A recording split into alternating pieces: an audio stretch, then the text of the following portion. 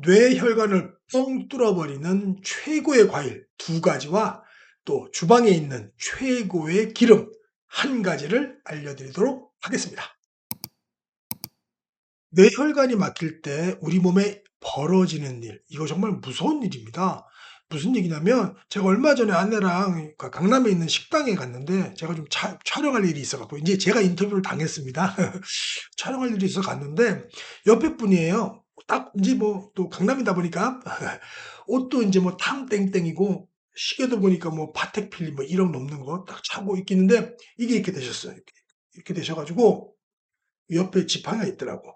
그 옆에 인제는 어머님이 계신데 저희 어머님이랑 또 연배가 비슷하셔 가지고 얘기하다 보니까 그 어머님은 연세 드신 분들은 다 그렇잖아요. 옆에 사람들 보고 이렇게 얘기하고 하잖아요. 그래 갖고 얘기하다 보니까 이분이 인제 이게 그 뇌혈관 질환이 있으셔 갖고 그렇게 된 거예요. 강남에 건물주신데 그렇게 근데 저보다 또 연세가 2살 어리세요. 어리신데도 그렇게 돼 갖고 이렇게 좀 뇌혈관이 있으니까 안 좋더라고요. 그 뭐 그 좋은 시계 몇 억짜리 시계 좋은 옷 사면 뭐 합니까? 인제 이미 몸이 좀 불편하시니까 안타깝더라고요. 그래서 우리 여러분들은 진짜 뇌혈관 이거 조심하셔야 돼요. 예. 무슨 말씀인지 아시겠죠? 자 지금부터 한번 보도록 하겠습니다. 뇌혈관이 막힐 때 우리 몸에 벌어지는 일이 뭘까? 이거부터 좀 주의를 하셔야 돼요. 뭐냐면 초기 증상 같은 경우는 우리가 머리가 좀 띵합니다.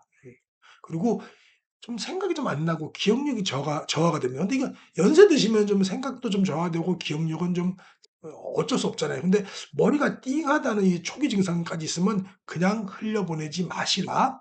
뇌동맥부터 해서 검사하시는 거 요새는 뭐 쉽잖아요. 그죠? 그러면 요게 그렇게 초기 증상을 그냥 잠가고 지나가면 이 모세혈관이 막히게 되죠. 그러면 산소, 영양소 공급 차질이 시작되면서 인제는 심각한 뇌질환 아까 그런 분처럼 뇌경색, 뇌출혈, 치매, 알츠하이머, 파킨슨병까지 걸리는 거예요. 저 사람 아무리 말해도 뭔 소용이 있습니까? 그래서 뇌 혈관을 위한 파워 트리오 세 가지가 있는데요. 첫 번째는 레몬, 두 번째는 석류, 세 번째는 생들기름입니다. 고운 압착이 아니고 생들기름이에요. 이 생들기름은 염증을 잠재우는 힘이 있고요. 석류는 뇌신경을 직접 보호하는 시스템으로 작동을 하게 되고 레몬 역시 혈관 청소와 항산화 방어력이 매우 뛰어난데요. 그럼 레몬의 주요 성분 좀 보도록 할까요? 우리 레몬에는 한 50% 정도가 유기산입니다. 얘가 혈관 청소를 담당하는 애예요. 그다음에 한 35%가 우리가 제일 좋아하는 비타민 C 항산화 효과고요.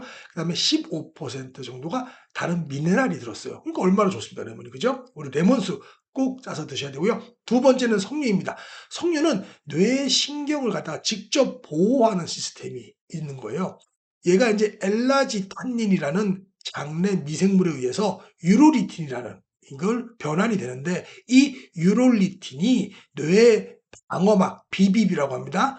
이 BBB를 통과해서 직접 신경세포를 보호하고 치매 유발 물질의 생성을 억제한다라는 거예요. 그래서 우리가 1 단계로 석류를 섭취할 때 씨앗까지 다 섭취를 하면은 엘라지탄닌 성분이 들어가 가지고 장내에서 이게 변환이 됩니다. 그래서 장내 미생물들이 이 뉴롤리틴으로 전환되면서 뇌의 장벽을 통과하는 거죠. 석류의 2 단계 뇌 보호 메커니즘이 작동을 하는 겁니다.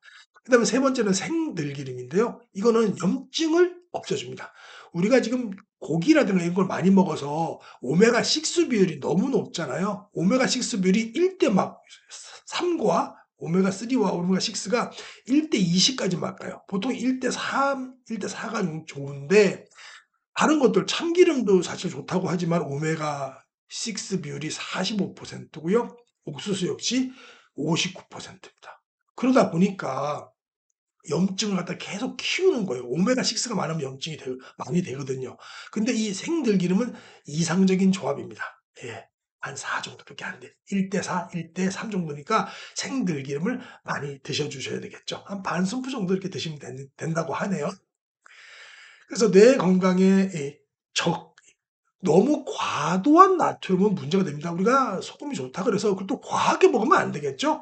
예, 과하게 먹으면 미토콘드리아에 좀 손상을 스트레스를 준다라는 거예요. 그리고 고온 가열 조리유 이건 안 좋습니다. 고온으로 가열된 거 이런 것들은 안 좋으니까 드시지 않으시길 추천합니다. 뭐 뇌장수를 위한 실천 청사진 이거 뭐 하나만 한 소리 절대 하지 말라는 거는 이거 뭐 가고 싶으면 안 되지 뭐 이런 얘기 쓸데없고요. 해야 될 것은 뭐냐면 매일 희석한 레몬수 마시기. 두 번째는 매일 냉압착 생들기름 반 숟가락 섭취하시기. 세 번째는 씨앗까지 갈아 만든 석류 주스 마시기.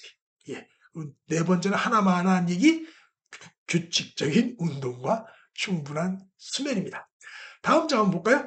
요게 제가 이제 레몬하고 석류에 대해서 얘기했는데 생들기름을 좀 더 자세히 볼게요. 생들기름 같은 경우는 이 항염증을 작용하는 오메가 예, 6가 훨씬 적어요. 그리고 오메가 이 3의 비율이 높죠. 참기름은 오메가 6 비율이 높고 옥수수유도 엄청 높죠. 그래서 핵심은 뭐냐? 다시 한번 강조드리지만 반드시 냉압착한 제품을 선택하라는 거예요. 고온압착 참기름이나 들기름은 유익한 성분이 파괴돼 가지고 유해 성분으로 바뀐 거예요. 그러니까 열에 또 약하므로 이걸 다가 뭐 열에다가 약하니까 음식에다가 너무 하지 마시고 샐러드, 무침에다 이렇게 넣으시고 아니면 그냥 반 스푼 정도 드시는 걸 권장하더라고요. 고온 압착 참기름은 피하시고요. 카놀라유, 옥수수 뭐 유 같은 거 이런 거 다 피하시고 냉압착 생들기름이 많이 없으시다면 엑스트라 버진 오일 같은 거 있잖아요. 저온 혹은 중온에서 비가열한 것들 요런 것들은 좋죠. 요런 것들은 드셔도 된다고 합니다. 네, 이렇게 끝나면 재미없죠? 여러분들께서 잘 이해하셨는지 퀴즈도 좀 풀어볼게요. 혈액 뇌장벽, BBB, 블러드 브레인 베리어입니다. 이게 온전성을 위협하는 가장 핵심적인 요인은 뭘까요? 첫 번째, 혈액 내 과도한 콜레스테롤. 두 번째, 높은 혈당으로 인한 강화 반응. 세 번째, 뇌의 에너지 소비량 증가. 네 번째, 만성적인 염증 반응. 힌트 볼 필요도 없는데요. 만성적인 염증 반응입니다. 두 번째, 석류가 다른 식품과 차별화되는 독특한 뇌 보호 메커니즘 아까 원 스텝, 투 스텝 알려드렸잖아요. 볼까요? A. 석류의 섬유질이 뇌에 노폐물을 직접 흡착하여 배출한다. B. 석류의 당분이 뇌에 즉각적인 에너지를 공급하여 기능을 활성화한다. C. 석류의 비타민 C가 직접 뇌세포의 산화를 막는다. D. 장내 미생물이 석류의 엘라지탄닌을 유로리틴으로 전환시켜서 BBB를 통과하게 한다. 네. 어렵지만 이게 정답이죠. 말씀드렸습니다.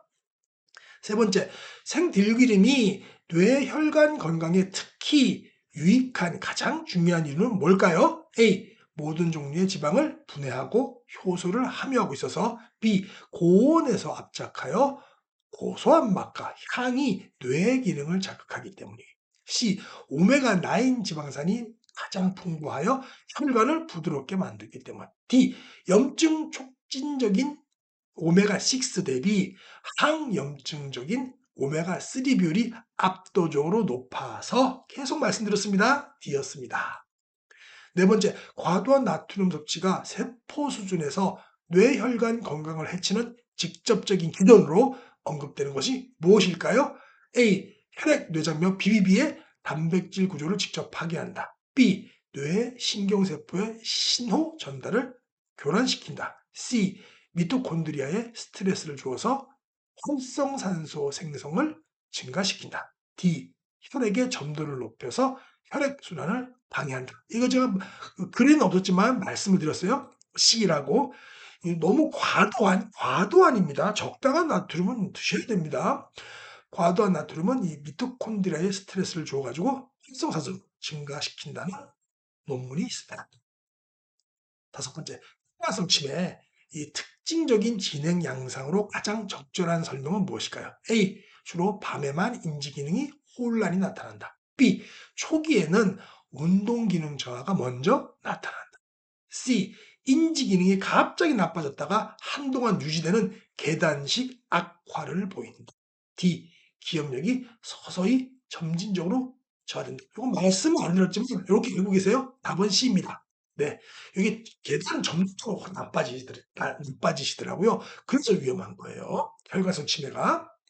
여섯 번째, 레몬의 효능을 설명하는 여러 메커니즘 중 다른 것들에 비해서 과학적 근거가 더 보강될 필요가 있다고 제가 언급한 게 있어요. A. 항산화 및 항염증 작용. B. 지질 프로필 및 혈압 조절. C. 콜라겐 합성 촉진. D. 유기산의 혈관 정화 및 노폐물 분해. 또 힌트 한번 볼까요? 레몬의 항산화나 혈압 조절 효과는 많은 연구들이 밝혀졌어요. 마치 배수관을 청소하는 듯한 특정 역할에 대한 주장은 아직 가설에 불과하기 때문에 답은 D였습니다. 요거는 가설에 불과합니다, 아직은. 일곱 번째. 그러니까 뭐 레몬을 또 무슨 만병통치약으로 생각하시면 안 돼요. 예. 고온에서 기름을 추출하거나 요리할 때 발생하는 문제점으로 가장 거리가 먼 것입니다. A. 벤조필린과 같은 발암 물질이 생성될 수 있다. B. 열에 약한 오메가3 지방산이 파괴된다.